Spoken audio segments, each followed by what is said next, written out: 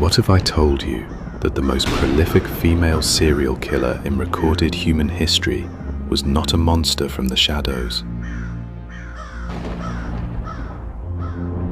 She was a countess. She lived in a castle. She was educated, powerful, and wealthy beyond imagination. And for decades, nobody stopped her. Not because they couldn't, but because they were afraid of her name. Are you certain you want to hear my story? This is the true story of Elizabeth Báthory, and I promise you, no horror movie has ever come close to the reality.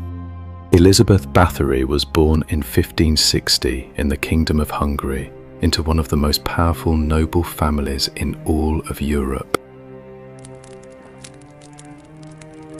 The Bathory family was untouchable. They had kings, generals, and bishops in their bloodline. Elizabeth herself was highly educated at a time when most women could barely read. She spoke 4 languages. She was considered one of the most beautiful women in Hungary.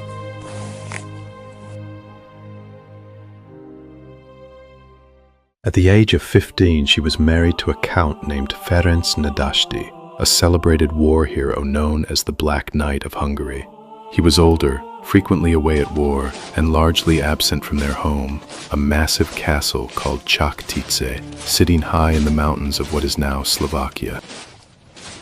Elizabeth was left alone in that castle for months and years at a time, and in that isolation, something inside her began to change.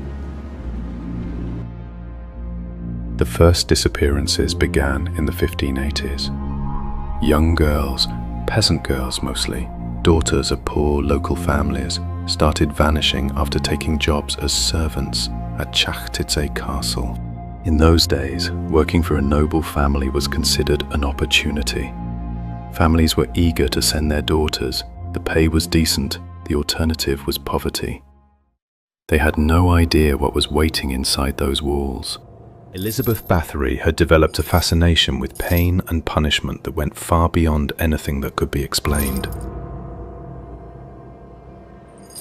Former servants who escaped described beatings so severe that the wounds never healed. They described girls being kept in cold dungeons for weeks, fed barely enough to survive. They described hearing screams at night that the castle walls could not contain.